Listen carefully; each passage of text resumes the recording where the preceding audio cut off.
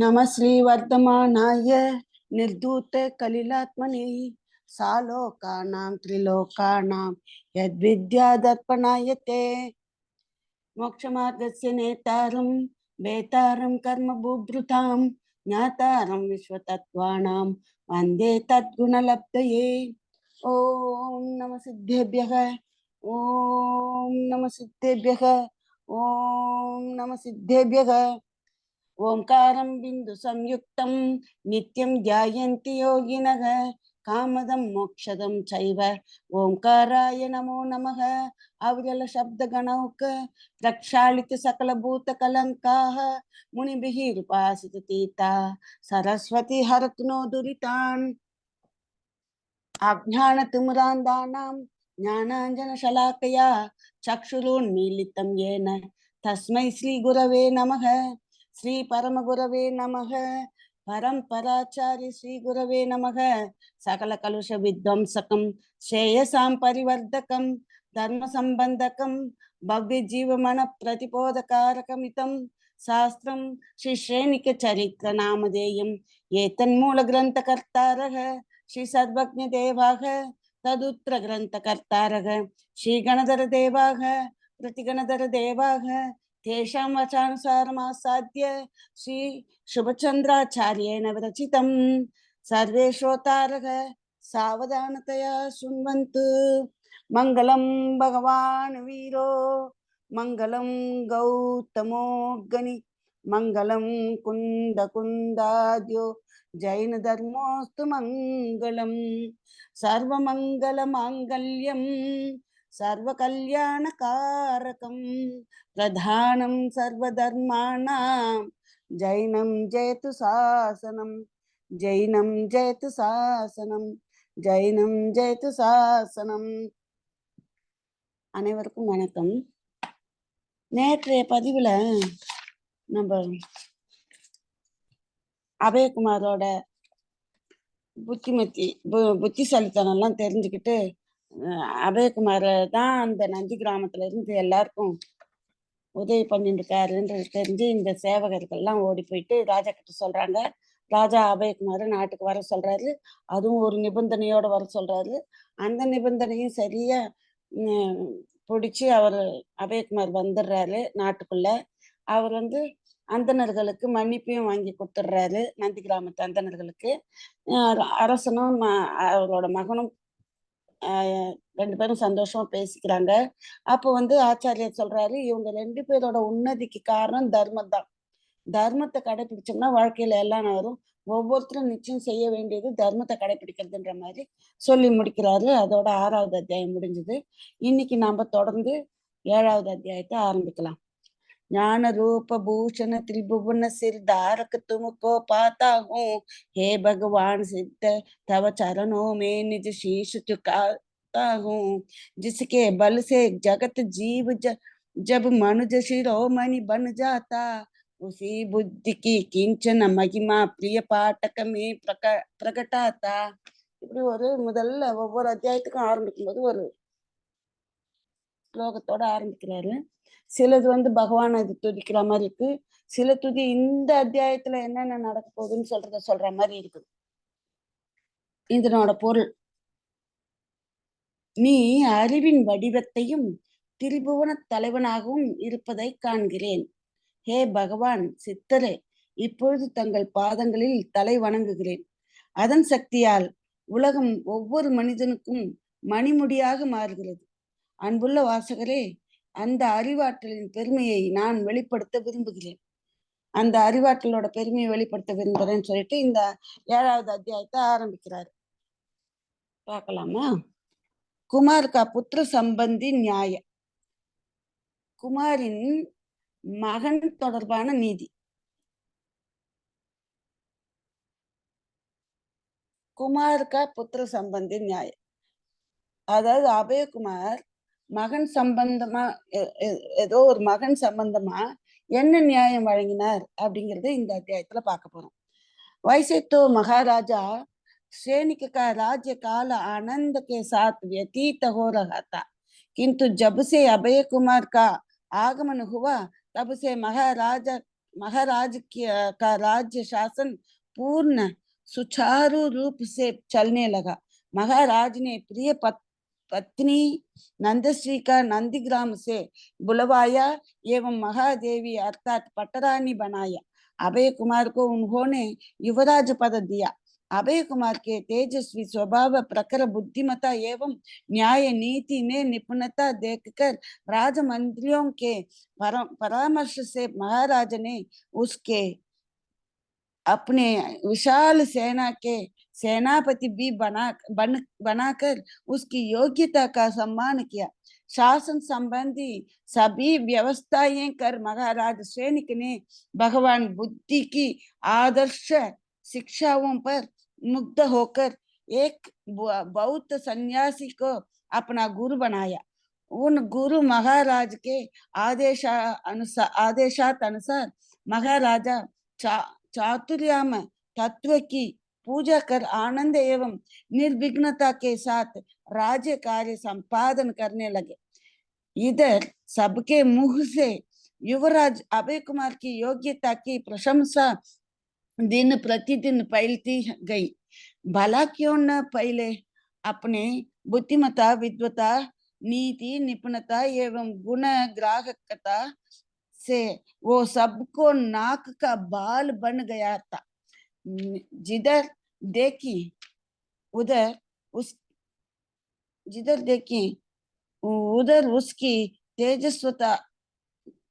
तेजस्विता का योग यशोगान हो रहा है। समस्त जन, क्या राजा क्या प्रजा, एक स्वर से उसी की प्रशंसा कर रहे हैं, क्योंकि उसने अतीत को राग पर चलता कभी सीखा नहीं। उसके कुशल व्यवहार से मगध की समस्त प्रजा सुख चैन की वंशी बजाने लगी। மகாராஜா சேனிகரின் ஆட்சி காலம் ஆனந்தத்துடன் கழிந்தாலும் அபயகுமாரனின் வருகைக்கு பிறகு மகாராஜாவின் ஆட்சி சீராக மிக அழகாக இயங்க தொடங்கியது. மகாராஜா தன் பெரிய ராணி நந்தஸ்ரீயை நந்த கிராமத்திலிருந்து அழைத்து பட்டத்து ராணியாக்கினார். அபயகுமாருக்கு யுவராஜா பதவி கொடுத்தார்.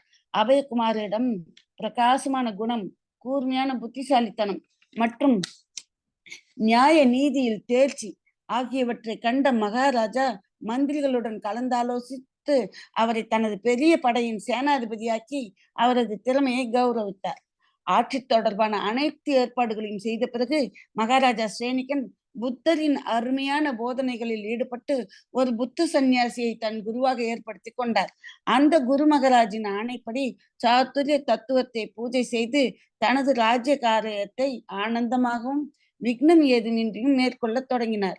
இங்கு எல்லோருடைய வாயிலிருந்தும் யுவராஜா அபயகுமாரின் திறமைகளுக்கு பாராட்டுதல்களும் நாளுக்கு நாள் பெரிதாக பரவ ஆரம்பித்தன.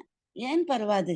அவரின் புத்திசாலித்தனம், புலமை, நீதி நிபுணத்துவம் மற்றும் குணங்களை ஏற்பது மூலம் அவர் அனைவருடைய மூக்கினுள்ளே இருக்கும் ஒரு முடி போலானாராம்.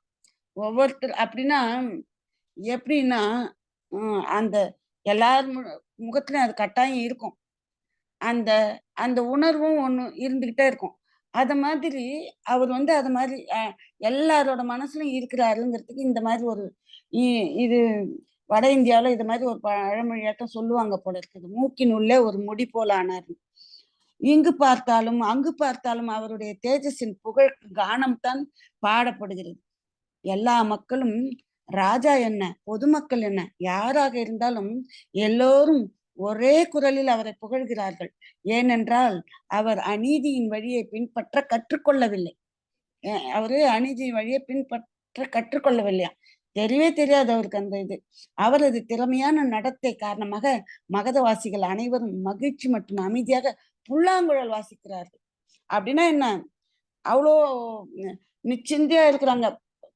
இசை மேல எப்ப கவனம் போகும் அப்படின்னா, மனசு அமைதியாகவும் நல்ல சந்தோஷமாகவும் வாழ்க்கை வாழும்போது தான் இசை. வம்சி பஜானே லகினா, வம்சின்றது புல்லாங்குழல். எப்பவுமே அந்த ஒரு ரொம்ப கூலா வேற எதை பத்தி கவலைப்படாதவங்க தான் இந்த இது பண்ண முடியும்ன்றது நம்ம வழியா இந்த இது கேட்டுருக்கோம். என்ன ஆஹ் எகிப்து பற்றி எறியும் போது நீரோ மன்னன் புல்லாங்குழல் வாசிச்சாரா அப்படின்னு கூட ஒரு பழமொழி இங்கிலீஷ்ல கூட இருக்கு. அது மாதிரி அந்த புல்லாங்குழல் வாசிக்கிறதுக்கு ஏத்த மாதிரி அவ்வளவு அமைதியான ஒரு சூழ்நிலை அந்த நாட்டுல நிலவுதான்.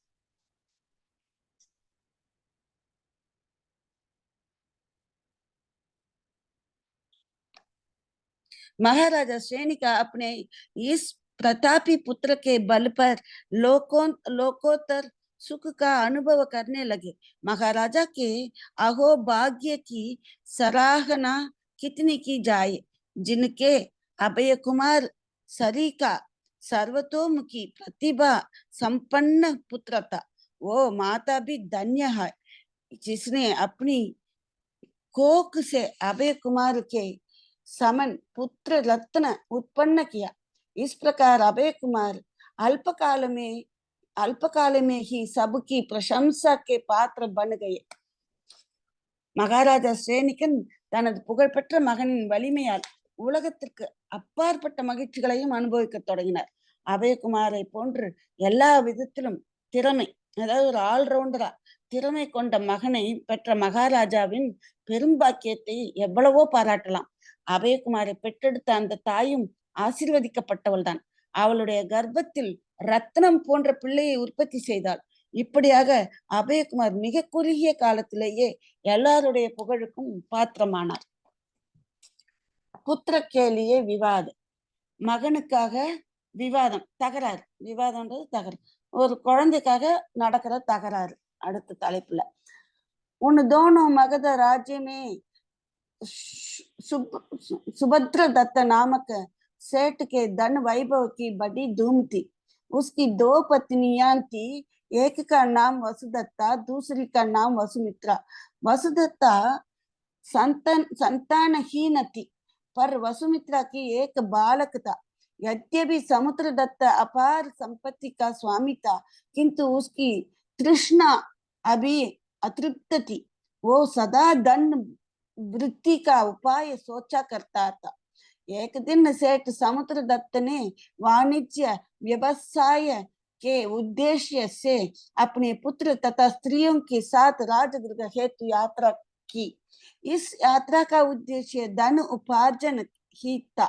कालांतर में वो राजगृह नगर में पहुंच गया। वहां पर प्रचुर वाणिज्य व्यवसाय करते हुए, விவசாயன்றது நம்ம விவசாயம் இல்ல, வியாபாரத்துக்கு व्यवसाय करते हुए सेठ का जीवन आनंद के साथ व्यतीत होने लगा। मनुष्य के जीवन में जब दुर्भाग्य का प्रकोप होता है, तब उसे दुख झेलना ही पड़ता है। उसके आगे किसी की सत्ता नहीं चलती। उसी दुर्भाग्य ने काल के रूप में सेठ सुभद्र दत्त पर भी अपना प्रहार किया। पुत्र, धन, धान्य, स्त्री तथा वैभव, सुख सब कुछ यहीं छोड़कर सेठ जी स्वर्ग को सिधारे। सेठ की असामयिक असामयिक असामयिक मृत्यु से उसकी स्त्रियों के शोक का क्या ठिकाना। सच है, काल चक्र के आगे सबको पिसाना ही पड़ता है, किसी की रक्षा नहीं हो सकती। सेठ सुभद्र दत्त के मरने के कुछ दिवस पर्यंत उसकी दोनों पत्नियों ने अपना शोक सूतक काल मनाया।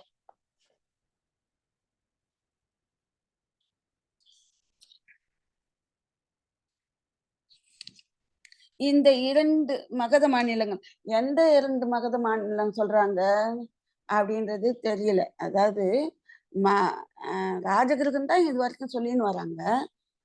நந்தி கிராமன்றது கிராமம் தான், அது ஒரு மாநிலமா சொல்ல முடியாது. ஆனா இப்படிதான் ஆரம்பிக்கிறாங்க. இந்த 2 மகத மாநிலங்களிலும் சுபத்ர தத்தன் என்ற சேற்றுடைய செல்வம் மற்றும் பெருமை பெருமை பற்றி பெரும் புகழ் இருந்தது. அவருக்கு 2 பத்தினிகள் இருந்தார்கள். அவர்கள் ஒருவர் பெயர் வசுதத்தா, மற்றொருவர் பெயர் வசுமித்ரா. வசுதத்தாவிற்கு குழந்தை இல்லை, ஆனால் வசுமித்ராவுக்கு ஒரு மகன் இருந்தான். சுபத்ரதத்தன் அபரிமிதமான செல்வத்திற்கு அதிபதியாக இருந்த பொழுதும் அவருடைய ஆசை தாகம் அடங்கவில்லை. அவர் எப்பொழுதும் தனது செல்வத்தை பெருக்க நினைத்தார். ஒரு நாள் சுபத்ர தத்தா தனது மகன் மற்றும் மனைவிகளுடன் வாணிகம் மற்றும் வியாபார நோக்கத்திற்காக ராஜகிரகத்துக்கு புறப்பட்டார். இந்த பயணத்தின் நோக்கம் பணம் சம்பாதிப்பதாகும். சிறிது காலத்தில் அவர் ராஜகிரக நகர அடைந்தார். அவர் அங்கு சேட்டு அதிக அளவில் வணிகம் மற்றும் வியாபாரம் செய்து அவர் வாழ்க்கையை ஆனந்தமாக கழித்தார். ஒருவரின் வாழ்க்கையில் துரதிருஷ்டம் தாக்கினால் அவர் கஷ்டப்பட வேண்டும். அந்த துரதிருஷ்டத்தின் முன் யாருடைய சக்தியும் எடுபடாது. அந்த துரதிருஷ்ட காலம் சேட்டு சுபத்ர தத்தனையும் தாக்கியது. சேட்டு தன் மகன் தன தானியம் மனைவிகள் மற்றும் வைபவம் மற்றும் சுகம் அனைத்தையும் இங்கேயே விட்டுவிட்டு சொர்க்கம் ஏகினார். அதாவது மரணம் அடைஞ்சிட்டார். சேட்டின் அகால மரணத்தால் அவர் மனைவிகளின் சோகத்திற்கு ஏது இல்லை. கால சுழற்சிக்கு முன் அனைவரும் துன்பப்பட வேண்டியவர்களே. யாரையும் காக்க முடியாது என்பது உண்மைதான். சேட்டு சுபத்ர தத்தாவின் துக்கம் மரணத்திற்கு பின் இரு மனைவிகளும் சில நாட்கள் தங்கள் துக்க காலத்தை, அதாவது சூத்தக பாத்தகம்னு வாங்க, அது दुख कालते कடைபிடித்தனர். किंतु मनुष्य की दशा सदा एक सी नहीं रखती। न तो वो सदा प्रसन्न हो रखता है एवं न सदा शोक मग्न। जिस प्रकार दुख के बाद सुख का होना अनिवार्य है, उसी प्रकार सुख के बाद दुख चक्रवत परिवर्तनते दुखानि च सुखानि च। इस नियम के अनुसार जब सेठ की स्त्रियों का को पति वियोग का शोक कम हुआ, तब उनमें अनबन होने लगी। सेठ के जीवन काल में उनमें इतना प्रेम भाव था जिसे देखकर सेठ ने स्वप्न में भी ऐसा विचार नहीं किया था कि उसके मरते ही पत्नियां रणचंडी का उग्र रूप धारण कर लेंगे। रह रह कर वसुदत्ता एवं वसुमित्रा में हर बात के लिए चकचक मच जाया करती थी। लड़ाई का प्रधान कारण था वसुमित्र के बालक पर वसुदत्ता का दावा करना। सच तो ये है कि दोनों ही उस बालक पर अपना प्रगाढ़ प्रेम प्रकट करती थी। यद्यपि बालक वसुमित्रा का था, किंतु उसके ऊपर वसुदत्ता का ही प्रेम अधिक था। बालक दोनों को अपनी माँ समझता था. ஆனால் மனிதனின் நிலை எப்பொழுதும் ஒரே மாதிரியாக இருப்பதில்லை. ஒருவர் எப்பொழுதும் மகிழ்ச்சியாக இருப்பதில்லை, அதே போல் எப்பொழுதும் துக்கமாகவும் இருப்பதில்லை. துக்கத்திற்கு பின் இன்பம் தவிர்க்க முடியாதது போல இன்பத்திற்கு பின் துக்கமும் அப்படியே தவிர்க்க முடியாததுதான். சக்கரம் போன்று துக்கமும் சுகமும் மாறிக்கொண்டே இருக்கும். இந்த விதியின்படி கணவனை இழந்த சேட்டின் மனைவிகளின் துக்கமும் குறைந்தது. அவர்களிடையே கருத்து வேறுபாடு தோன்றியது. சேட்டின் ஜீவன காலத்தில் அவர் மேல் அவர்களுக்கு மிகவும் அதிகமான காதல் உணர்வு இருந்ததால் சண்டைகள் இல்லாமல் இருந்தனர். சேட்டு இறந்து விட்டதால் தான் இறந்து விட்டதால் இந்த மனைவிகள் ரணசண்டிகள் போல உக்கிர ரூபம் எடுத்து சண்டையிடுவார்கள் என்று கனவிலும் கூட அப்போது நினைக்கவில்லை. ஒன்றாக வசித்து வசுதத்தாவிற்கும் வசுமித்ராவிற்கும் ஒவ்வொரு விஷயத்திலும் சண்டை வந்து கொண்டே இருந்தது. சண்டைக்கு முக்கிய காரணம் வசுமித்ராவின் குழந்தை. வசுமித்ராவின் குழந்தை மீது வசுதத்தாவின் உரிமை பற்றிதான். இருவரும் அந்த குழந்தையின் மீது ஆழ்ந்த அன்பை வெளிப்படுத்தினர் என்பதுதான் உண்மை. குழந்தை வசுமித்ராவுடையதாக இருந்தாலும் அவன் மேல் வசுதத்தாவிற்கு அன்பு அதிகமாக இருந்தது. குழந்தையோ இருவரையும் तन तायाग एण्णिनान। बालक के ऊपर इस प्रकार अनुराग रखने के कारण अन्य लोगों को भी ये ज्ञात नहीं था कि वास्तव में पुत्र किसका है, वसुमित्रा का या वसुदत्ता का। जब मनुष्य के हृदय में ईर्ष्या द्वेष की अग्नि प्रचंड रूप दर लेती है, तब उसके प्रज्वलित होने के लिए तनिक सा तिनका हो पर्याप्त होता है। इस प्रकार दोनों में बात बात के लिए लड़ाई होने लगे, जिसने एक दिन बढ़ते बढ़ते उग्र रूप धारण कर लिया। बात ये थी कि वसुदत्ता ने बालक के ऊपर केवल अपना अधिकार बतलाया। उसने कहा कि बालक उसका है, वसुमित्रा का नहीं। वसुमित्रा घपले में पड़ गई। इसके अतिरिक्त उसके पास क्या उपाय था कि वो हाँ या ना कहती, किंतु वो किस मुख से अपनी कोख से उत्पन्न प्रिय पुत्र को छोड़ने पर बाध्य होकर न शब्द कहती। जब अन्य सेठों ने इनको झगड़े की बात सुनी, तब उन्होंने आकर उन दोनों सेठानियों को समझाना शुरू किया। पड़ोसी सेठों ने स्वर्गीय समुद्र दत्त की प्रतिष्ठा, मान मर्यादा तथा विपुल संपत्ति का बखान कर उनके लड़ाई झगड़ा करने से मना किया, किंतु उनके लाख समझाने पर भी उनका झगड़ा घटने के स्थान पर बढ़ता ही गया। अन्य सेठ लोग भी लड़का किसका है इस द्विविधा का सत्यासत्य निर्णय करने में असमर्थ होकर अपने अपने घर चले गए। दोनों सेठानियों की ये लड़ाई दिन प्रतिदिन बड़ी उग्रता के साथ बढ़ने लगी। उनके झगड़े से पड़ोसी तक तक दंग आ गए।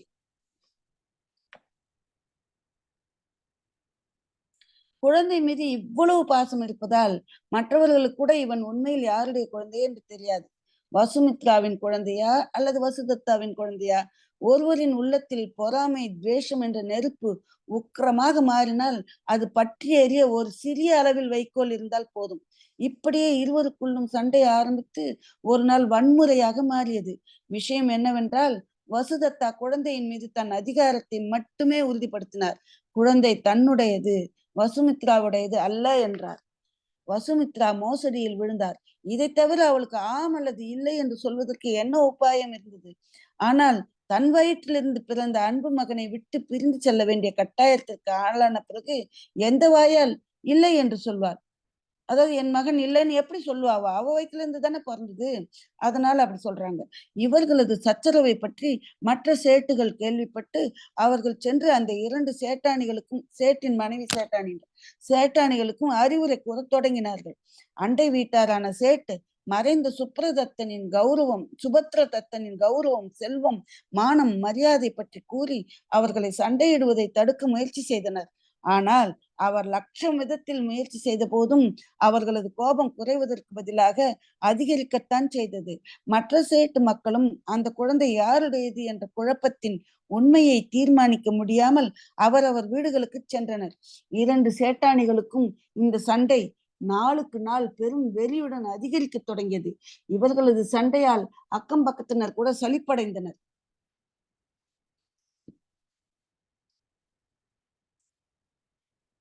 दोनों सेठानियों ने अपने झगड़े का निर्णय राज दरबार में कराना निश्चित किया, जिसकी सूचना सारे पड़ोसियों में हो गई। इस बार भी अन्य सेठों ने आकर उन्हें समझाना प्रारंभ किया। ये कितनी लज्जा की बात होगी कि तुम लोगों की समान समान उत्तम कुल की नारियां राज दरबार में जाकर अपने कुल का विवाद विज्ञापित करेंगी। तुम लोग क्या समझती हो कि वहां जाने से तुम्हारी नेकनामी होगी? स्वर्गीय सेठ जी के नाम पर इस प्रकार दब्बा काला धब्बा न लगाओ। तुम्हारे इस झगड़े के कारण लोग पहले से ही तुम्हारी निंदा कर रहे हैं। तुम क्या समझते हो कि राज दरबार में जाकर तुम्हें यश मिलेगा या कलंक? सच जानो, वहां जाकर तुम्हारा अपयश ही होगा। लोग तुम्हें निर्लज्ज कहेंगे, क्योंकि बिना विचारे काम करने वालों की अंत में बड़ी दुर्दशा होती है। एक कवि ने कहना भी है, जाको विधि दारुण दुख दिन्हा, ताकि मती पहीरे हरि लिन्हा। சேட்டானிகளில் இருவரும் தங்கள் தகராறை அரச நீதிமன்றத்தில் தீர்த்து கொள்ள முடிவு செய்தனர். இது பற்றிய தகவல் அண்டை வீட்டாருக்கு தெரிந்தது. இம்முறையும் மற்ற சேட்டுகள் வந்து அவர்களுக்கு புரிய வைக்க முயற்சி செய்தார்கள். உங்களை போன்ற நல்ல குடும்பத்தை சார்ந்த பெண்கள் அரசு சபைக்கு சென்று தங்கள் குலத்தின் தகராறை விளம்பரப்படுத்துவது எவ்வளவு வெட்கக்கேடானது. அங்கு சென்றால் உங்களுக்கு கெட்ட பெயர் வரும் என்று புரியவில்லையா? அந்த நாள்லயே கூட நல்ல குலத்துல இருந்து பிறந்து வளர்ந்தவங்க இந்த கோர்ட்டுக்கு, அரசு சபைக்கு இப்போ நம்ம போலீஸ் ஸ்டேஷனுக்கு போறது அசிங்கம்னு நினைக்கிறோம் இல்லையா? நல்ல குடும்பத்துல பிறந்தோம் நாங்க எதுக்கு போகணும்னு. அதே மாதிரி அந்த நாள் அரசு சபைக்கு போய் ஒரு நீதி நியாயம் கேட்கறதுக்கு போறது கூட அசிங்கமா நினைச்சிருக்கிறாங்க. அங்கு சென்றால் உங்களுக்கு கெட்ட பெயர் வரும் என்று புரியவில்லையா? மறைந்த சேட்ஜியின் பெயரில் இப்படி கரியை பூசாதீர்கள். உங்களுடைய இந்த சண்டையால் ஏற்கனவே மக்கள் உங்களை நிந்தனை செய்கிறார்கள். அரசு சபைக்கு போனால் உங்களுக்கு புகழ் கிடைக்குமா, அவமானம் கிடைக்குமா என்பதை புரிந்து கொள்கிறீர்களா இல்லையா? உண்மையை அறிந்து கொள்ளுங்கள். அங்கு செல்வதன் மூலம் நீங்கள் அவமானத்தை சந்திக்க நேரிடும். மக்கள் உங்களை வெட்கமற்றவர்கள் என்று அழைப்பார்கள். ஏனென்றால் சிந்திக்காமல் செயல்படுபவர்கள் பெரும் துன்பத்திற்கு ஆளாகிறார்கள். ஒரு கவி கூட கூறியிருக்கிறார் அப்படின்னு சொல்லிட்டு இந்த வரியில் படுறாங்க. இந்த இடத்துல நானு சொல்லிக்கணும் என்னன்றது, இந்த கவி ஜாக்கி விதி தாருண துக்க தீன்கா தாக்கி மதி பகிரே ஹரி லீன்கா. இது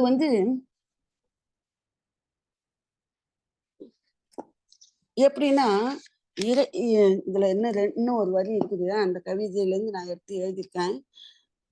ஜாக்கி பிரபு தாருண துக்க தேகி தாக்கி மதி பகலே ஹர் லேகி ஜாக்கோ விதி பூரண சுக தேகி தாக்கி மதி நிர்மல கர் தேகி. இறைவன் ஒருவனுக்கு அப்படின்னா இந்த 2 வரியோட அர்த்தம், இறைவன் ஒருவனுக்கு துன்பம் தர முற்படுவானாயின் அதற்கு முன்பாகவே அவன் புத்தியை கெடுத்து விடுவான். அதே போன்று அவனுக்கு இன்பம் தர முற்படுவானாயின் அவன் புத்தியை தூய்மையாக்கி விடுவான். துளசிதாசர் ராமச்சரித்த மானஸ்ன்ற புத்தகத்துல இந்த வரி எழுதியிருக்காரு. இதுதான் இவங்க இங்க சொல்றாங்க. விநாச கால விபரீத புத்தி அப்படின்னு சான்ஸ்கிரிட்ல ஒரு பழமொழி இருக்குது. விநாசம் அதாவது அழிவு காலம் வந்துச்சுன்னா புத்தி விபரீதம் ஆயிடும்னு வந்திருக்கு.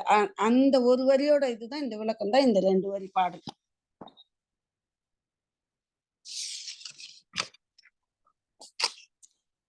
पर उन शैतानियों की बुद्धि तो भ्रष्ट हो चुकी थी। हित चिंतक सेठों की बारंबार अनुनय विनय करने पर भी उनके चित्त पर कुछ प्रभाव नहीं पड़ा।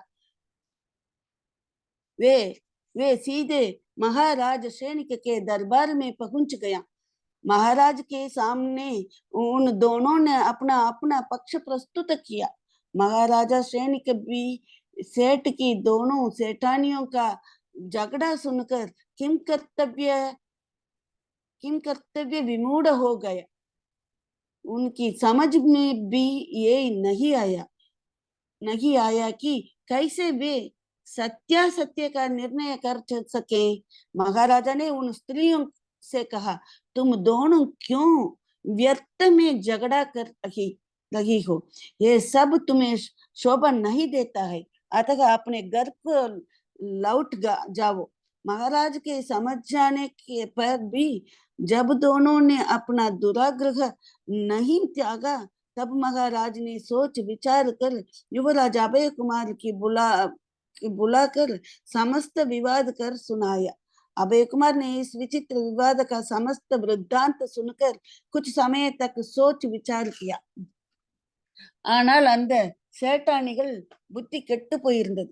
நல்லெண்ணம் கொண்ட சேட்டுகள் பலமுறை திரும்ப திரும்ப வினயத்துடன் கூறியும் அவர்கள் மனநிலையில் கொஞ்சமும் மாற்றம் ஏற்படவில்லை. அவர்கள் நேரடியாக மகாராஜா ஸ்ரேனிகரின் தர்பாரை அடைந்தனர். இருவரும் தங்கள் தங்கள் தரப்பை மகாராஜா முன் சமர்ப்பித்தனர். மகாராஜா ஸ்ரேனிகர் சேட்டின் 2 மனைவிகளுக்கு இடையேயான சண்டையை கேட்டதும் என்ன செய்வது என்று அறியாமல் நிலை குலைந்தார். உண்மையை எப்படி தீர்மானிப்பது என்று அவருடைய புரிதலுக்கு கூட எட்டவில்லை. அவரே மகா புத்திசாலி, அவருக்கே இதை எப்படி தீர்மானிக்கிறதுன்னு புரியலையா. மகாராஜா அவர்களிடம் கூறினார், நீங்கள் இருவரும் ஏன் தேவையில்லாமல் சண்டை போடுகிறீர்கள்? இதெல்லாம் உங்களுக்கு அழகில்லை. எனவே நீங்கள் உங்கள் வீட்டுக்கு திரும்பி செல்லுங்கள் என்றார். மகாராஜாவின் விளக்கத்திற்கு பிறகும் இருவரும் தங்கள் பிடிவாதத்தை கைவிடாததால் மகாராஜா மிகவும் கவனமாக யோசித்து பட்டத்து இளவரசர் அபயகுமாரரை வரவழைத்து முழு சர்ச்சையையும் கூறினார். இந்த விசித்திரமான சர்ச்சையின் முழு கதையையும் கேட்ட அபயகுமார் சிறிது நேரம் யோசித்தார்.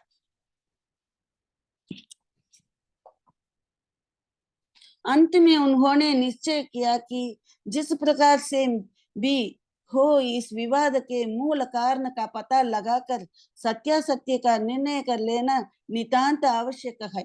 अतः सेठ की स्त्रियों को अपने पास बुलाकर उनसे पूछा कि लड़का वास्तव में किसका है। दोनों ने लड़का अपनी कोख से उत्पन्न बतलाया। कोई भी उसे उसे सीता का उत्पन्न बालक मानने को प्रस्तुत नहीं थी।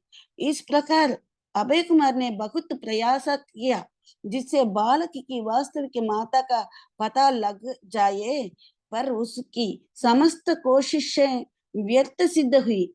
तब अभय कुमार ने क्रोधित होकर सेठ पुत्र को अपने समक्ष बुलवाकर उसके शीश पर अपना दुदारा कट रख दिया एवं गुरु गंभीर स्वर में बोला, देखो तुम्हारे विवाद से मैं तंग आ गया हूं, इसलिए मैं इस बालक को अपने खड्ग से अब अभी दो खंडों में विभक्त किए देता हूं। तुम दोनों एक एक खंड लेकर अपने अपने हृदय की ज्वाला शांत करो, नहीं तो तुम इसके लिए सदा जगड़ती रहेगी। बस अब क्षण भर में तुम्हारा विवाद मिट जाता है। இறுதியில் இந்த சர்ச்சையின் மூல காரணத்தை கண்டுபிடித்து உண்மையை தீர்மானிப்பது முற்றிலும் அவசியம் என்று அவர் முடிவு செய்தார். எனவே சேட்டின் மனைவிகளை தன்னிடம் அழைத்து உண்மையில் இந்த ஆண் குழந்தை யாருடையது என்று கேட்டார். இருவரும் சிறுவன் தங்கள் கர்ப்பத்திலிருந்து பிறந்ததாக கூறுகின்றனர். இருவரும் மற்றொருத்திக்கு பிறந்த குழந்தை என்று ஏற்க தயாராக இல்லை. எனவே அபயகுமார் குழந்தையின் உண்மையான தாயை கண்டுபிடிக்க கடுமையாக முயன்றார். ஆனால் அவரது முயற்சிகள் அனைத்தும் வீணானது. அப்பொழுது கோபமடைந்த அபயகுமார் சேட்டின் மகனை முன் அழைத்து தன் இருபக்க வாளை, ரெண்டு பக்கமும் கூறா இருக்குமா அவரோட வாளை அவன் தலையில் வைத்து மிகவும் பெரிய கம்பீரமான குரலில் கூறினார், இதோ பாருங்கள், உங்கள் வாதத்தால் நான் அழுத்து விட்டேன். எனவே இந்த குழந்தையை என் வாளால் துண்டுகளாக்குகிறேன், 2 கண்டமாக்குகிறேன், 2 துண்டுகளாக்குகிறேன். உங்கள் இதயத்தின் தீயை அணைக்க நீங்கள் இருவரும் தலா ஒரு துண்டு குழந்தையை எடுத்துக்கொண்டு செல்லுங்கள். இல்லையேல் நீங்கள் எப்போதும் இப்படிதான் சண்டையிடுவீர்கள், அவ்வளவுதான். இப்படி கூறிய உடனே தகராறு நொடியில் மறைந்து விடும். உங்களை இப்படி செஞ்சீங்கன்னா 2 துண்டு ஆளுக்கு ஒரு துண்டு எடுத்துன்னு போயிட்டீங்கன்னா தகராறு உடனே மறைஞ்சு போயிடும், அதுக்கு மேல இருக்காது அப்படிங்கிறாரு. अभयकुमार के वचन सुनकर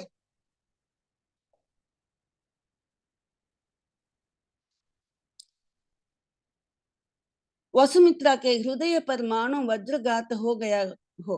उसका मातृ प्रेम अपनी कोख से उत्पन्न शिशु की प्राण हानि की आशंका से ही कांप उठा, वो कांपती हुई उठ खड़ो हुई।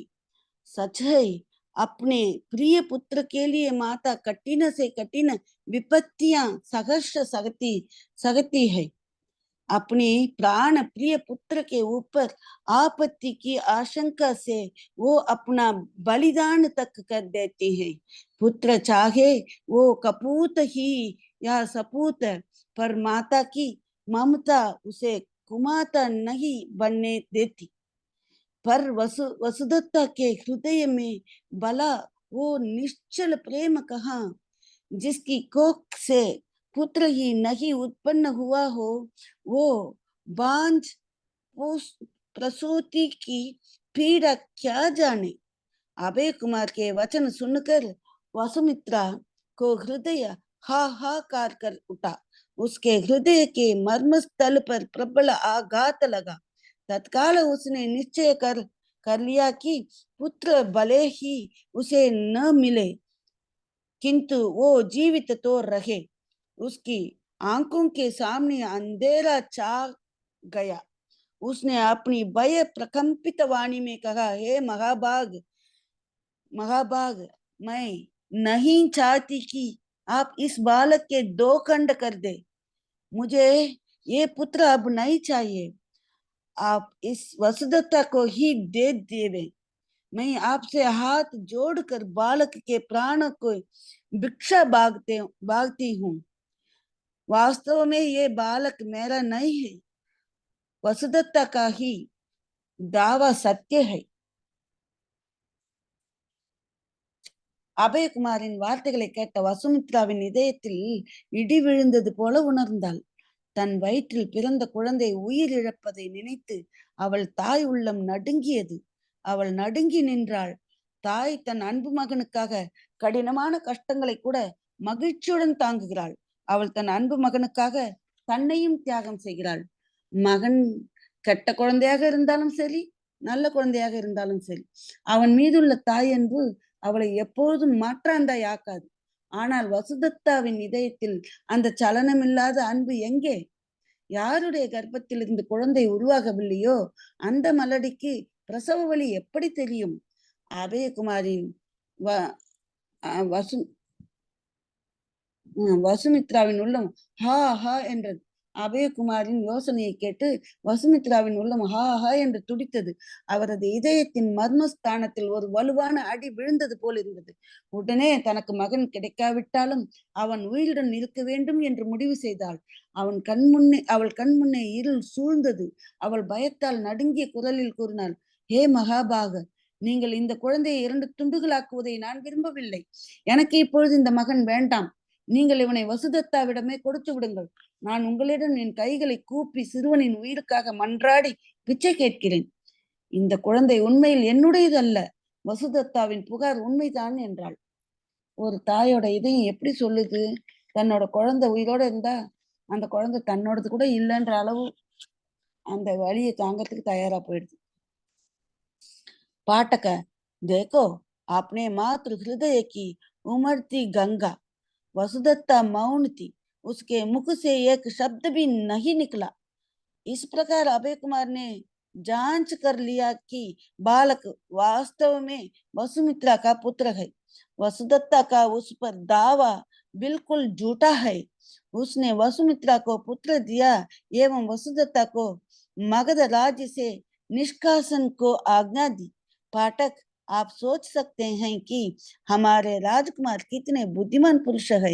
उनके सौजन्य, व्यवहार, नीति निपुणता तथा प्रचार रंजन से समस्त नागरिक आनंद के साथ अपना जीवन व्यतीत करने लगे। வாசகர்களே, தாயின் இதயத்தில் பொங்கி வழியும் கங்கையை பாருங்கள். வசுதத்தா அமைதியாக இருந்தாள். அவள் வாயிலிருந்து ஒரு வார்த்தை கூட வரவில்லை. இதன் மூலம் இந்த குழந்தை உண்மையில் வசுமித்ராவுடையதே என்று அபயகுமார் உறுதிப்படுத்தினார். அவன் மீதான வசுதத்தாவின் புகார் முற்றிலும் பொய்யானது என்று புரிந்து கொண்டார். வசுமித்ராவிடம் குழந்தையை கொடுத்து வசுதத்தை மகத ராஜ்யத்திலிருந்து வெளியேற்ற ஆணையிட்டார். வாசகர்களே, நமது இளவரசன் எவ்வளவு புத்திசாலி என்று நீங்கள் கற்பனை செய்து கொள்ளலாம். அவரது மரியாதை, நடத்தை, கொள்கை, நிபுணத்துவம் மற்றும் பொழுதுபோக்கு ஆகியவற்றால் அனைத்து குடிமக்களும் தங்கள் வாழ்க்கையை மகிழ்ச்சியுடன் வாழத் தொடங்கினர். वास्तविक बलभद्र का निर्णय। छद्मवेशी का बंडापोड़। வாஸ்தவிக பலபத்ரகா உண்மையான பலபத்ரன் யார் அப்படின்றது நிர்ணயம் பண்றது. சத்மவேஷிகா பண்டாப்போடு, மாறு வேட்டத்தை உடைக்கிறது. இது அபயகுமார் பண்றாரு. அடுத்த ஒரு புகார்ல அதை பத்தி தான் சொல்றாங்க. ஆனா இந்த கதை கொஞ்சம் ரொம்ப பெருசா இருக்கு. இதை நம்ம முடிகிற வரைக்கும் படிக்கலாம். அதுக்கப்புறம் நான் 1 வீக் கழிச்சு யாத்திரை முடிச்சு இதை உங்களுக்கு முடிச்சு கொடுக்குறேன். இல்ல பாதியில வைக்க வேணாம்னு நினைக்கிறீங்களா? அது யாராவது சொன்னா நல்லா இருக்கும். பாதி வரைக்கும் சொல்லலாமா?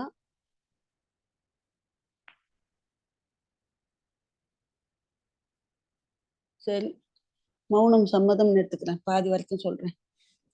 अयोध्या नगरी में बलभद्र नामक एक संचरित्र किसान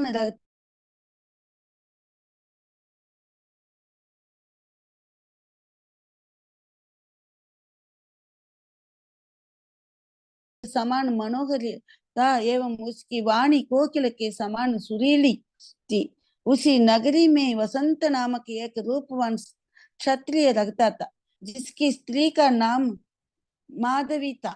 विधि का विचित्र संयोग देखिए, वसंत जैसा रूपवान था, ठीक उससे विपरीत उसकी स्त्री कोयल के समान कृष्ण वर्ण एवं कुरूपा थी। एक दिन वसंत की दृष्टि भद्रा के ऊपर जा पड़ी।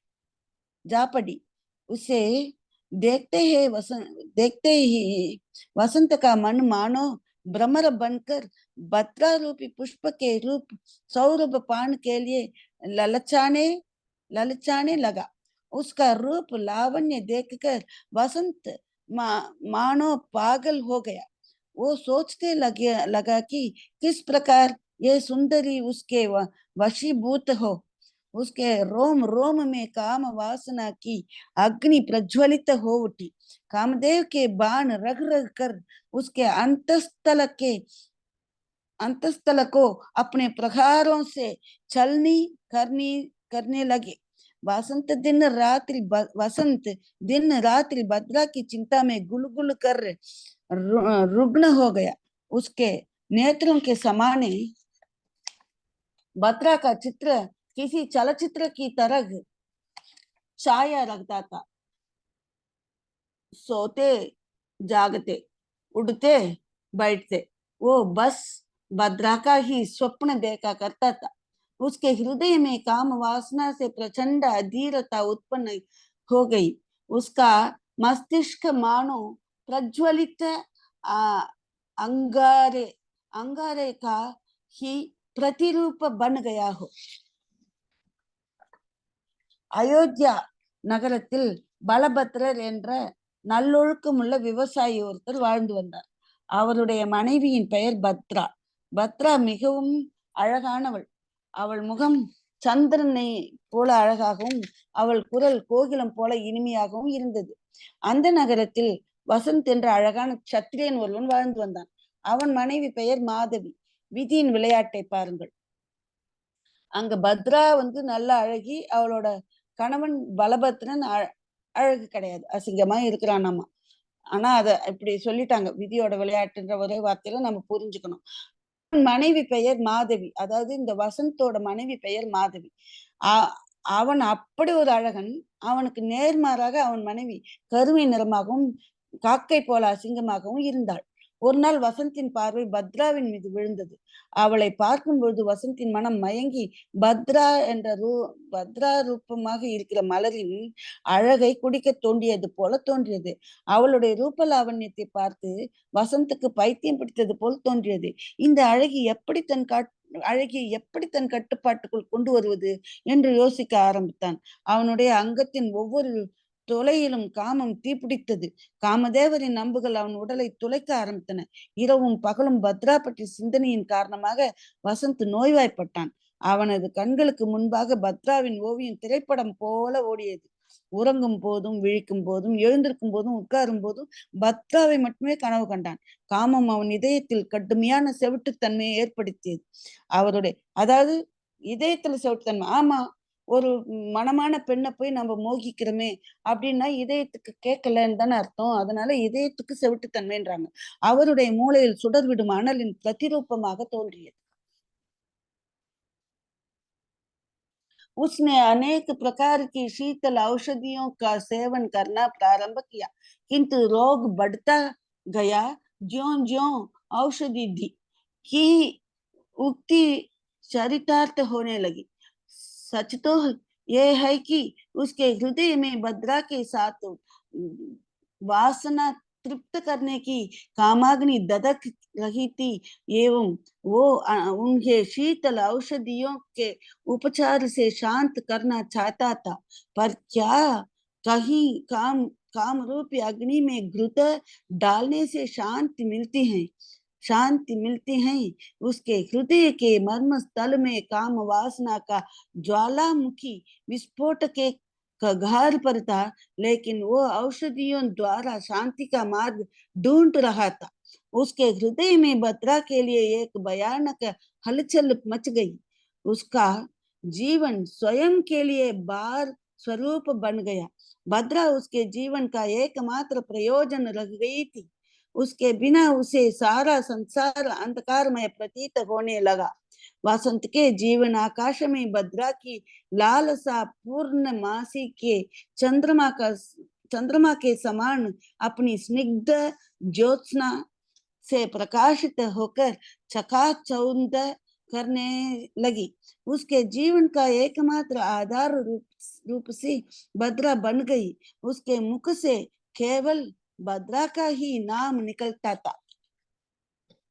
இப்படி உடம்பு ஃபுல்லா அவருக்கு கொதிக்குது இல்ல அந்த உஷ்ணம். அதுக்காக அவர் பாருங்க, அவர் பல வகையான குளிர்ச்சியான மருந்துகளை உட்கொள்ளத் தொடங்கினார். ஆனால் அவர் எவ்வளவு மருந்து உண்டாலும் நோய் அதிகரிக்கத்தான் செய்தது என்பது என் அதாவது மருந்து எவ்வளவு கொடுத்தாலும் நோய் அதிகரிக்கும் அப்படின்னு ஒரு பழமொழி இருக்குதாம். அதனோட உண்மை வந்து இதன் மூலம் வெளிப்பட்டது. உண்மையில் அவன் இதயத்தில் பத்ரா மேல் உள்ள இச்சையை திருப்தி செய்து கொள்ள காமாக்னி அவன் உள்ளத்தில் கொழுந்து விட்டெறிந்து கொண்டிருந்ததால் குளிர்ச்சியான மருந்துகளால் தன்னை சாந்தப்படுத்திக் கொள்ள நினைத்தான். ஆனால் காமரூப நெருப்பில் நெய் ஊற்றினால் நிம்மதி கிடைக்குமா? அவனது இதயத்தின் மர்மஸ்தலத்தில் காம வாசனையுடன் எரிமலை வெடிக்கும் விளிம்பில் இருந்தது. ஆனால் அவர் மருந்துகளின் மூலம் சாந்திக்கு வழி தேடினார். அவன் உள்ளத்தில் பத்ராவிற்காக ஒரு பயங்கர கொந்தளிப்பு சத்தமிட்டது. அவனுடைய வாழ்க்கை அவனுக்கே பாரமாகியது. பத்ரா மட்டுமே அவனது வாழ்க்கையின் ஒரே நோக்கமாகிவிட்டாள். அவள் இல்லாமல் உலகமே இருந்து விட்டதாக அவனுக்கு தோன்றியது. வாழ்க்கையின் வசந்த காலத்தில் பத்ராவின் மேலுள்ள ஏக்கம் முழு நிலவு போல அதன் பிரகாசமான ஒளியுடன் திகைக்க வைத்தது. அவனுடைய வாழ்க்கையின் ஒரே ஆதாரம் ரூபவதி பத்ராவாகி போனாள். பத்ரா என்ற பெயர் மட்டுமே அவன் வாயிலிருந்து வந்தது. जब वसंत ने देखा कि भद्रा सदृश सुंदरी नारी को पंसाने के लिए जाल बिछाने की आवश्यकता है, अन्यथा वो हाथ में आने की नहीं, तब इस उद्देश्य से अपने मन में विचार कर उसने एक कुटनी से अपनी मनोकामना प्रकट की। उसने उस कुटनी के द्वारा अपना निंदनीय मनोरथ सिद्ध करने का षड्यंत्र रचा। कुटनी का व्यवसाय ही ऐसा है कि वो कूटनीति में अपनी सानी नहीं रखती। वसंत का संदेशा लेकर कुटनी भद्रा के पास पहुंच गई एवं अपना जाल फैलाना शुरू किया। उसने मधुर वचन में कहा, हे भद्र, तुम कितनी अपूर्व सुंदरी हो। तुम्हारे समान भुवन मोगिनी रूपवती स्त्री मैंने कभी कहीं नहीं देखी।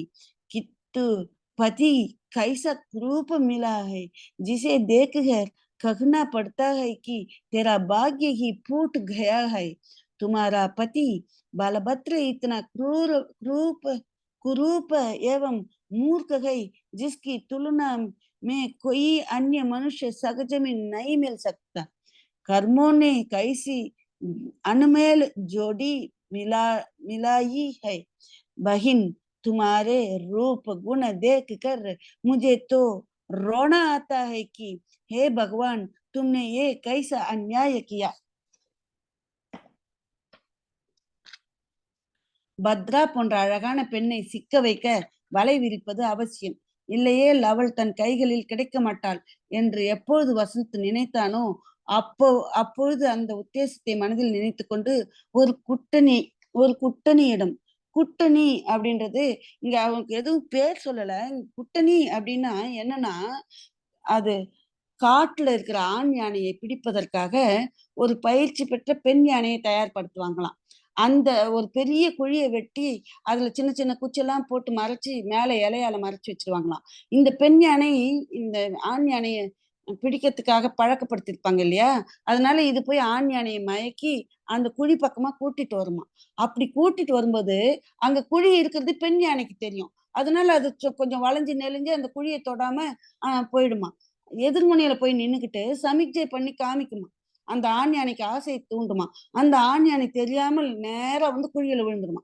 அந்த மாதிரிதான் குட்டனி. அது அந்த பெண் யானை எப்படி ஆண் யானையை வசீகரம் பண்றதுக்காக இருக்குது தயார்படுத்தப்படுது, பயிற்சி அளிக்கப்படுது. அந்த யானைக்கு பேர் தான் குட்டனி. இந்த இந்த உதாரணத்தை வந்து சமய சாரத்துல கூட எடுத்துக்காட்டா சொல்லியிருக்கிறாங்க. இந்த குட்டனி இந்த பெண் வந்து தன்னுடைய அந்த பெண் குட்டனின்னே நம்ம சொல்லலாம். ஏன்னா அங்க பேர் எதுவும் கொடுக்கல.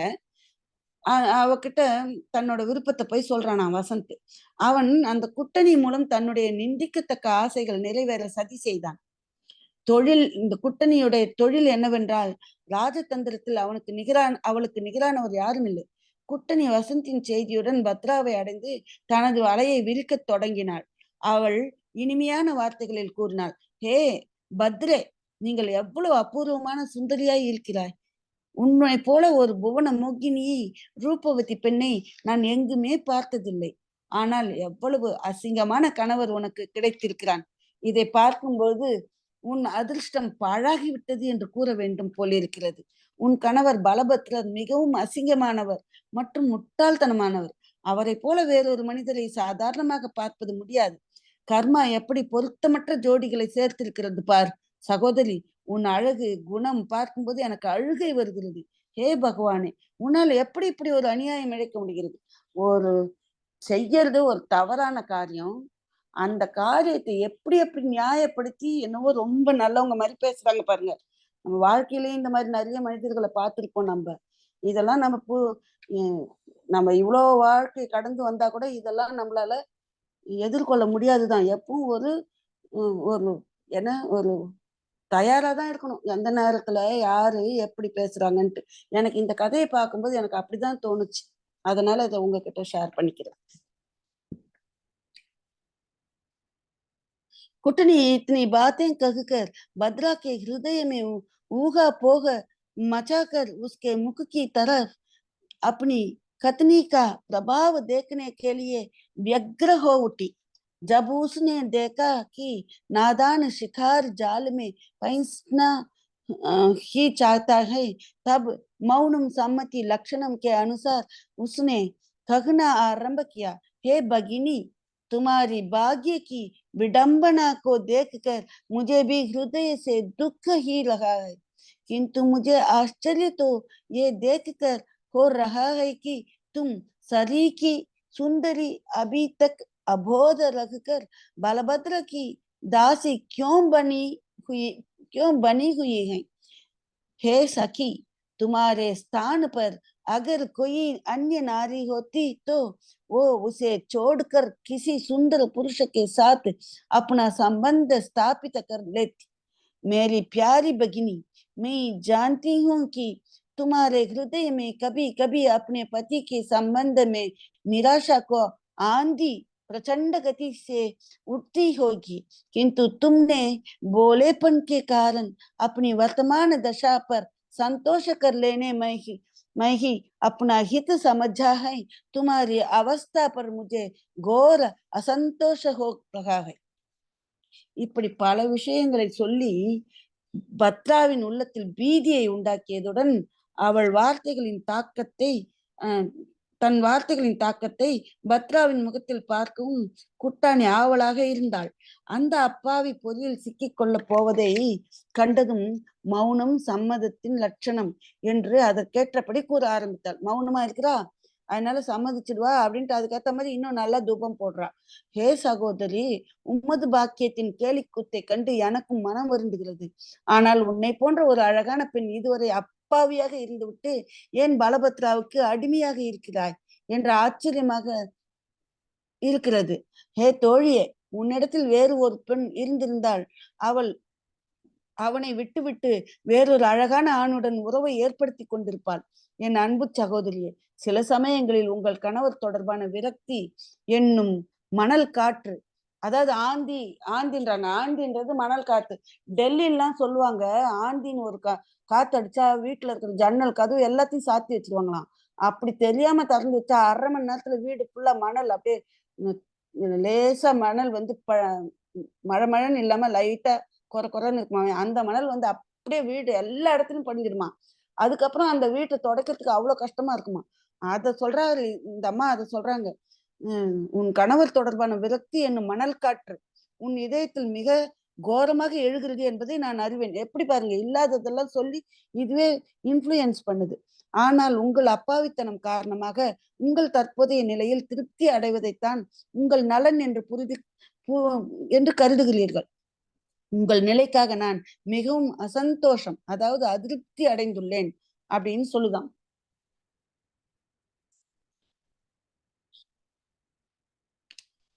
இதோட நிறுத்திக்கலாமா நம்ம? இல்ல இன்னும் கொஞ்சம் படிக்கவா? 4 மணி ஆயிடுச்சு. ஆண்டி. எடுத்துக்கலாம். Okay aunty. இதோட ஏன்னா இதுக்கப்புறம் ஒரு 10 days இல்ல அத எந்த இதோட அந்த ஏதாவது அது நான் பர்டிகுலர் இதோட இருக்கோங்க. அனைவருக்கும் நன்றி, வணக்கம். அடுத்த பதிவில் தொடர்ந்து பார்க்கலாம். நாளையில இருந்து ஆண்டி இல்ல, ஜெயந்தி ஆண்டியும் ஊர்ல இல்ல, அங்க மலையில இருக்காங்க. சோ இன்னும் ஒரு 10 daysக்கு கிளாஸ் இருக்காதுன்னு நினைக்கிறேன்.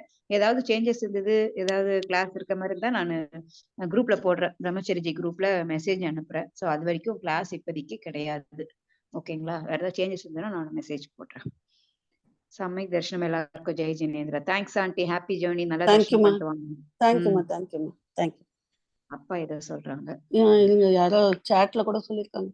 சாந்தி சுகுமாரன். ஹலோ கமலா. சொல்லுங்கண்ணா. ரொம்ப நல்லா நல்லா ரொம்ப அருமையா கதை பாதையில நின்று போன மாதிரி இருக்கு. எத்தனை பேர் கேட்டாலும் திருப்பி திருப்பி அது ஞாபகம் இல்ல. நல்லா கேட்கணும் போல இருந்தது. ரொம்ப நல்லா இருந்ததுமா. என்னை கிளம்புறீங்க? நாளை கிளம்புறீங்களா? என்னை கிளம்புறீங்க? நாளைக்கு மத்தியானம் 1 மணிக்கு ட்ரெயினா? Right right right. நல்லா போயிட்டு வாங்க. வந்த உடனே நம்ம கேட்கலாம். இதை மார்க் பண்ணி வச்சுங்க. அப்புறம் எப்ப மார்க் பண்ணி வச்சுக்கிறேன். இல்ல ரெக்கார்ட் பண்ணிட்டு நீங்க ரெக்கார்டு கூட அனுப்பலாம். நடுவில் ரெக்கார்டு கூட அனுப்பலாம். பண்ணலாம். ஆனா இது அத்தனையும் தூக்கின்னு போக முடியுமா? நேரம் கிடைக்குமா? வந்து அதுக்கப்புறமா முடிவு உங்களுக்கு கிளாஸுக்கு ஸ்லாட் கிடைக்கலன்னா ஃப்ரீ ஆயிட்டாருன்னா ஜிக்கு எடுக்க ஆரம்பிப்பாரு. அதனால இருந்தா போட்ட மாதிரி வாரத்துக்கு 1 2 போட்டு போடலாம். அந்த மாதிரி சூழ்நிலை ஏற்பட்டால், இல்லைன்னா நீங்க டைரக்டா கிளாஸ் எடுக்கலாம் 10 நாள் கழிச்சு. சரிங்கண்ணா, எல்லாருக்கும் ரொம்ப நன்றி. அமைதியா என்னோட இந்த ஒரு 10 நாள் கேட்டதுக்கு. எனக்கும் அது இது சொல்ல வரும்போதுதான் நான் இவ்வளவு விரிவா படிக்கிறேன். இல்லைன்னா மேலோட புரிஞ்ச வரைக்கும் படிச்சுட்டு போயிருப்பேன். இது சொல்றதால ஒவ்வொரு வார்த்தையும் புரிஞ்சுக்கணும்னு நான் முயற்சி பண்ணேன். நல்லா கிளியரா அழகா சகஜமா வருது. அப்படியே அழகா நல்ல கோர்வையா நீங்க ப்ரிப்பேர் பண்ணதுனால ரொம்ப நல்லா இருக்கும். அதோட உங்களோட வியூவும் நடுவுல அழகா சொல்றது. ஆனா ஒரு குறை இருக்கும்ண்ணா இதுல. ஏன்னா கதை சொல்ற மாதிரி இருக்காது இதுல. கதை சொல்றதுன்னா என்ன, அந்த காலத்துல பாட்டி சொன்ன மாதிரி எல்லாம் கிடையாது. இப்போ இல்ல ஸ்ரீபுராணம் சொல்லும் போது அழகா நான் எழுதி எல்லாம் வைக்க வேணாம், இதை படிச்சு அப்படியே அதை கதை சொல்ற மாதிரி சொல்ல முடியுது. இது எனக்கு அவ்வளவு தேர்ச்சி பத்தாததால எழுதி வச்சு படிக்கிறேன். நல்லாவே இருந்தது, இது நல்லாதான் இருந்தது. அதாவது இப்ப நம்ம பதார்த்த சார் கிளாஸ்ல கதை சொல்றதை விட இது கொஞ்சம் மாறுபாடா இருந்தது. நல்லா இருந்தது. சரி சரி, அவ்வளவுதான் நான் சொல்ல முடியும். அதுக்கு மேல சொன்னா நல்லா இருக்காது. கொஞ்சம் இன்னும் வந்து கதையோட்டமா நல்லா இருந்தது. Okay okay.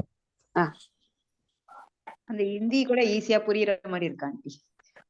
கொஞ்சம் ஈஸியான இதுவாதான் இருக்கு. அதாவது ரொம்ப கஷ்டமானது இல்ல, புரியுது. அப்படிலாம் ஒண்ணும் இல்ல. ஏமா நீ உனக்கு தெரியும் இல்லம்மா ஹிந்தி, ஓரளவுக்கு புரியுற மாதிரி இருக்கு. யூசுவலா கொஞ்சம் புரியாது, கொஞ்சம் அது எளிமையான நடையில தான் எழுதியிருக்காரு. 1 2 கஷ்டமா வரும்போது மட்டும் நான் டிக்ஷனரி யூஸ் பண்ணிக்கிறேன், கூகுள் டிரான்ஸ்லேட்டர்ல கொஞ்சம் பாத்துக்கிறேன், அப்படி பண்ணிக்கிறேன். எளிமையா தான் இருக்கு. அந்த ஹிந்தி கூட கொஞ்சம் எளிமையா இருக்க மாதிரி கொஞ்சம் புரியுது, ஓரளவுக்கு புரியுது. சொல்லுங்க சொல்லுங்க. சமயக் தர்ஷனமா எல்லாருக்கும். கமலா ரொம்ப நல்லா இருந்தது. கமலா ரொம்ப நல்லா இருந்தது. அதுவும் நீங்க அந்த உதாரணத்தை எல்லாம் எக்ஸ்பிளைன் பண்ணும்போது தான், இப்ப நாங்களா படிச்சா கூட எங்களுக்கு புரியாது. இதயம் வந்து செவிடு தன்மையா ஆயிடுச்சுன்னு சொன்னது டக்குன்னு புரியாது. இதயத்துக்கு காது கேட்கல அப்படின்னு போது அதெல்லாம் உடனே நானும் இதயத்துக்கு என்ன காது அப்படின்னு யோசிச்சேன் நான். அதுக்கப்புறம் நானா கொஞ்சம் புரிஞ்சுக்கிட்டு தான் அதை சொன்னேன். எனக்கு இங்க இந்த பதிவுல வந்து கடவுள் ஒருத்தரை ஏத்தணும்னு நினைச்சா மூளையை தூய்மை ஆக்கிடுவாரு, ஒருத்தனை கெடுக்கணும்னு நினைச்சா மூளையை கெடுத்து விட்டுருவாருன்னு சொன்ன அந்த ராமச்சரித்த மானஸ் அதுல அவர் பாடியிருக்காரு இல்ல துளசிதாசர், அந்த அந்த இது எனக்கு எதுலையுமே டிக்ஷனரியில எதுலையுமே கிடைக்கல. அதுக்கப்புறம் நான் இதை எழுதி எங்க ஆசிரியர் உமாபதி சாஸ்திரியார் கிட்ட அனுப்பி இதனோட அர்த்தத்தை கேட்டு அவர் தான் அடுத்த வரி சொன்னாரு. இந்த இடத்துல நான் அவருக்கு நன்றி சொல்லிக்கணும். அவர் சொல்லி இத முழுசா விளக்கி சொன்னேன். அப்படிதான் நம்மளுக்கு ஒண்ணும் அத்தனையும் புரிஞ்சுறது இல்லக்கா. தெரியாத இடத்துல நம்ம we have to go and knock the door. யாருக்கு தெரியும், அவங்க கிட்ட போய் கேட்டு தெரிஞ்சுக்கணும். அவ்வளவுதான் நான் விரும்புறது. தெரியலன்னு காமிக்கிறதுல எந்த ஒரு கௌரவ குறைவும் இல்ல, தெரிஞ்சுக்கிறதுக்கு வாய்ப்பு கிடைக்கும். அப்பதான் நான் நம்புறேன். நல்லா இருந்ததுமா, ரொம்பவே நல்லா இருந்தது. ஊருக்கு போயிட்டு வந்து கண்டினியூ பண்ணிக்கலாம். அவங்க சொன்ன மாதிரி ரெக்கார்டோ இல்ல ஸ்லாட் கிடைச்சா நேரா சொல்றதோ. அதே மாதிரி அண்ணன் சொன்னார் இல்லையா, விருதுர் அண்ணன் சொன்னாரு, அந்த கதை வந்து கதை மாதிரியே இருக்கும். ஆ ஆ ஆ ஆ சுடற்கோட்டாட்சியர் கதைகள்லாம் வந்து கதை ஆ மாதிரியே இருக்கும். அதனால ஆ அது வித்தியாசமா இருக்கும். இது வந்து ஆ ஆ உரைநடையாவே இருக்கு. ஒரு பாடம் கூடவே அதுல கதை அப்படின்னும் போது இந்த ம் நடையே வேற மாதிரி இருக்கு. தேங்க்ஸ்க்கா, தேங்க்ஸ். நான் ரொம்ப நல்லா பண்ணிருக்கீங்கம்மா. மட்டும் கொஞ்சம் மனசுக்குள்ள நினைச்சுக்கிட்டு தான் இருந்தேன். என்னவோ ம் பாடம் படிக்கிற மாதிரி படிக்கிறோம், எத்தனை பேர் மனசுல போய் ஏறும் பிடிக்கும் தெரியலன்னு. பட் எனக்கு நல்ல இது ரிவ்யூஸ் கொடுத்துருக்கீங்க. தேங்க்யூக்கா. இல்ல அது அது வேற மாதிரி, இது வேற மாதிரி. இதுவும் நல்லா இருக்கு. இது ரொம்பவே நல்லா இருக்கு. சரிங்கக்கா, சரிங்கக்கா. மிக்க நன்றிம்மா. ரொம்ப நல்லது. இதை ஆ நிறைய தொடர்ந்து நீங்க பண்ணணும். ஆமா, எனக்கு ஒரு தைரியம் வந்திருக்கு. இனிமேல் இந்த என்னோட என்னென்ன புக்கு ஹிந்தில வாங்கி வச்சிருக்கணும் அதெல்லாம் எடுத்து கொஞ்சம் டிரான்ஸ்லேட் பண்ணி நம்மளால ம் ம் முடிஞ்சதை செய்யலான்னு. பண்ணுங்கம்மா. மிக்க நன்றிம்மா. தேங்க்யூக்கா. Thanks aunty. நல்லாவே புரிஞ்சுது ஆண்டி. நல்லாவும் இருக்கு, நல்லா புரியுது. நல்லா நீங்க ஏஜ் அப்டேட் பண்றதுக்கு நல்ல ஃப்ளோவா இருந்தது. தேங்க்யூ பிரபா. அடுத்தது ஒரு புக், இன்னும் இப்பதான் அருமையான 2 புக் ஒண்ணு இருக்குது, சான்ஸ்கிரிட்ல இருக்குது, ஸ்ரீபால ஆ, சரித்தம்னு. ஆ, சான்ஸ்கிரிட், ஆ. அது இது ஹிந்தி, அது சான்ஸ்கிரிட். இதை விட அது கொஞ்சம் எனக்கு நல்லா புரியும்னு நினைக்கிறேன். அடுத்தது ம். அதை முயற்சி பண்றேன் நான். ஓகேம்மா. கட்டாயமா, கட்டாயமா. ஒரு ஸ்லாட் வாரத்துல ஒரு நாள் நான் வாங்கி கொடுக்குறேன் ஜி கிட்ட இருந்து. அப்படியே இந்த கதையை நம்ம பண்ணலாம். சரிம்மா. ஒரு வாரத்துல சரி, ஒரு நாள் ஒரு கதைன்னு வச்சா கூட ஒரு இது பண்ணி போதும். பார்க்கலாம். எனக்கும் டிரான்ஸ்லேட் பண்றதுக்கு அவ்வளவு நேரம் தான் ஆகுது. இப்ப டெய்லி ம். பண்ணோன்றதால நான் ஒரு நாளுக்கு 4 மணி நேரம் இதுல யூஸ் பண்றேன் உட்காந்து. அதான் வீக்லி ஒன்ஸ் அப்படி வச்சா இந்த மாதிரி ஒரு கதை இது கொஞ்சம் நம்ம ஈஸியா ரெண்டும் இருக்கும். கதை இல்லை. ஆமா, ஆமா, டைரக்ட் மீதி வேலையும் லைவ்ல கேக்குறப்பதான் அது ஒரு ரெக்கார்ட்ல கேக்குறப்ப கூட சிஸ்டமே வந்து விட்டுறோம், நம்ம கேட்க மாட்டேங்கிறோம். அதுக்கப்புறம் அந்த சரி. இன்ட்ரெஸ்ட் போயிடுது. ஆ டைரக்டா கேக்குறப்பதான் இது வந்து நல்லா எல்லாரும் வந்து கட்டாயமா கேட்கணும்னு ஒரு ஆமா, டைம் எனக்கும் இந்த மாதிரி 10, 20 பேர் உட்காந்துருக்காங்க, ம் எதிர நம்ம உட்காந்துருக்காங்கன்ற ஒரு ஃபீல்ல ம் படிக்கும்போது இன்னும் ம் இன்னும் நல்லா ஆத்மார்த்தமா பண்ண முடியுது. நல்லாவும் பண்றதுக்கு இதுவா இருக்கும். கரெக்ட். அதனால தேங்க்யூ. வாரத்துல நம்ம பார்க்கலாம். ஜி கிட்ட கேட்டதுக்கு அப்புறமா பேசுறவங்களுக்கு இதை அப்படியே சரி, நம்ம தெரிஞ்ச சரி. ரெக்கார்டை விட டைரக்டா கேட்டு முடிக்கணும்னு தான் எனக்கு பாவனை இருக்கு. பார்க்கலாம் எப்படி அமையுது. நன்றிம்மா. ஓகேம்மா. சொல்லுங்கக்கா சாந்தி அக்கா. ஜெய் ஜினேந்திர சமதேஷ்னக்கா. அருமையா சமீர் இருக்குங்கா. சாந்தி. அருமையா இருக்குங்க. தொடருங்கக்கா. ஏதாவது ஒரு ஸ்பீச்சுக்கு எவ்வளவு தூரம் எஃபெக்ட் போடுறீங்கன்ட்டு நாங்க சும்மா அப்படியே ஆன் பண்ணிட்டு கேக்குறோம். நீங்க எவ்வளவு எஃபெக்ட் போடுறீங்கன்னு எங்களுக்கு நல்லா தெரியுதுக்கா. ரொம்ப தேங்க்யூ. தேங்க்யூ நன்றிங்கக்கா. சாந்தி. 1 எனக்கு மணி நேரம் நீங்க இது இது எங்களுக்கு சொல்ல வர்றதுக்கு நீங்க எப்படியும் 10 மணி நேரம்னா அது இங்க எஃபெக்ட் போடுவீங்கன்னு நினைக்கிறேன். இன்னும் கொஞ்சம் லாங்குவேஜ் கமாண்ட் இருந்ததுன்னா இன்னும் கொஞ்சம் சீக்கிரம் பண்ண முடியும். எனக்கு கொஞ்சம் கம்மியா இருக்கிறதால என்னோட சத்மஸ்த நிலையில இருக்குது என்னோட ஞானம். அதனால எனக்கு கொஞ்சம் லேட் ஆகுது. தவிர்த்து இதெல்லாம் மத்தவங்க நல்ல லாங்குவேஜ் தெரிஞ்சவங்க ஈஸியா பண்ணிடுவாங்க. இதெல்லாம் நீங்க நீங்க உங்களுக்கு கம்மியா சொல்லிக்கிறீங்கக்கா. இது எங்களுக்கெல்லாம் இதெல்லாம் எட்டாதது இதெல்லாம். நாங்களாம் இன்னும் அப்ப மறைப்பு விழா கொஞ்சம் கூட விலகல எங்களுக்கெல்லாம். அப்படிதான் நினைக்கிறோம் நாங்க. ரொம்ப நல்லா இருக்குங்கக்கா. நீங்க தொடருங்க. தேங்க்யூமா. நாங்க கட்டாயம் கேட்க ஆவலா கட்டாயம் இருக்கோம்க்கா. செய்யறோம்மா.